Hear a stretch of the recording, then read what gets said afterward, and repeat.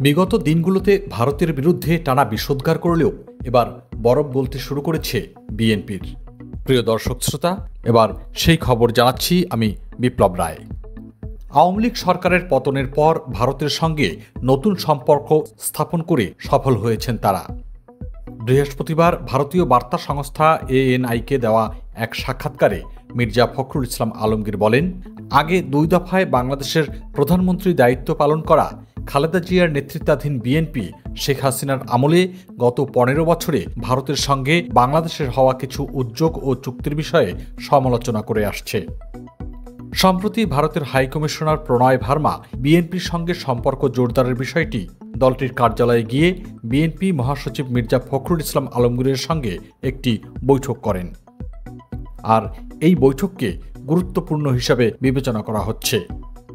ANI-কে মির্জা ফখরুল ইসলাম বলেছেন, প্রণয় ভার্মার বিএনপি কার্যালয়ে এসে বৈঠক করাটা 2 দেশের জন্য অনেক ইতিবাচক দিকের দ্বার উন্মোচন করেছে। তিনি বলেন, বাংলাদেশে গত নির্বাচনের পর থেকে আমাদের সম্পর্ক নিয়ে একটি প্রশ্ন ছিল, তবে আমাদের কার্যালয়ে এবার ভারতীয় হাইকমিশনারের পদচারণা অবশ্যই পরিস্থিতির উন্নয়ন ঘটিয়েছে, একই সঙ্গে বরফ গলতেও শুরু করেছে। গত 7 জানুয়ারি অনুষ্ঠিত বাংলাদেশের জাতীয় নির্বাচন বর্জন করেছিল বিএনপি। মির্জা ফখরুল ANI-কে বলেন, ভারত ও বাংলাদেশের সবসময় খুব ভালো সম্পর্ক রয়েছে এবং এই সম্পর্ক অনেক উন্নত হয়েছে। অবশ্যই এটা ভারত ও বাংলাদেশের সম্পর্কে বাঁক বদলের একটি। বিএনপি মহাসচিব বলেছেন, তার দল ভারতকে আশ্বস্ত করেছে যে তারা ক্ষমতায় এলে বিচ্ছিন্নতাবাদী সংগঠনগুলোকে বাংলাদেশের মাটি ব্যবহার করার সুযোগ দেবে না। অতীতে উত্তর পূর্ব ভারতের সশস্ত্র গোষ্ঠীর সদস্যরা বাংলাদেশে আশ্রয় নেওয়ার খবর প্রকাশ হয়েছে। ভারতীয় হাইকমিশনার প্রণয় ভার্মার সঙ্গে বৈঠক নিয়ে মির্জা ফখরুল আরও বলেন, আমরা 2 দেশের মধ্যে স্বাভাবিক সম্পর্ক নিয়ে আলোচনা করেছি। পানি বন্টন, সীমান্তে হত্যা, বাণিজ্য ঘাটতি এসব বিষয় নিয়েও কথা হয়েছে। একই সঙ্গে ভারতের প্রধান বিষয় হল নিরাপত্তার সমস্যা। আমরা আশ্বস্ত করেছি যে আমরা যদি ক্ষমতায় থাকি তাহলে আমরা এটা নিশ্চিত করব যে এদেশের মাটি বিচ্ছিন্নতাবাদীদের দ্বারা ব্যবহৃত হবে না।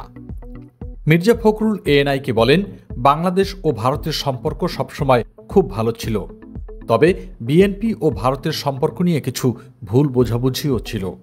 আমি মনে করি সেই ভুলে বরফ গলতে শুরু করেছে। আমি আশা করি এবার ভারত আমাদের পরিস্থিতি বোঝার চেষ্টা করবে। তাদের সব ডিম এক ঝুড়িতে রাখা উচিত নয়। এদিকে নিউ ইয়র্কে জাতিসংঘের সাধারণ পরিষদের অধিবেশনের ফাঁকে ভারতের পররাষ্ট্রমন্ত্রী S জয়শঙ্করের সঙ্গে বাংলাদেশের পররাষ্ট্র উপদেষ্টা তৌহিদ হোসেনের বৈঠকের মধ্য দিয়ে 2 দেশের সম্পর্কে এক ধাপ অগ্রগতি হয়েছে। এ বিষয়ে মির্জা ফখরুল বলেন, অবশ্যই এটা খুব উল্লেখযোগ্য। বাংলাদেশের ক্ষমতার রাজনীতিতে পরিবর্তনের পর পররাষ্ট্র উপদেষ্টা জয়শঙ্করের সঙ্গে বৈঠক খুবই উল্লেখযোগ্য এবং গুরুত্বপূর্ণ।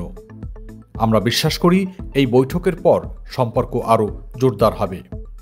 মির্জা ফখরুল ANI-কে বলেন, আমি জানি না সরকার শেখ হাসিনাকে বাংলাদেশে ফেরত পাঠাতে এখনও আনুষ্ঠানিক কোনো অনুরোধ করেছে কিনা, তবে আমি মনে করি সাবেক প্রধানমন্ত্রীর বিরুদ্ধে যেসব অভিযোগ সেগুলোর মুখোমুখি হতে ফেরত আসা উচিত এবং তার জবাবদিহিতার আওতায় আসা উচিত।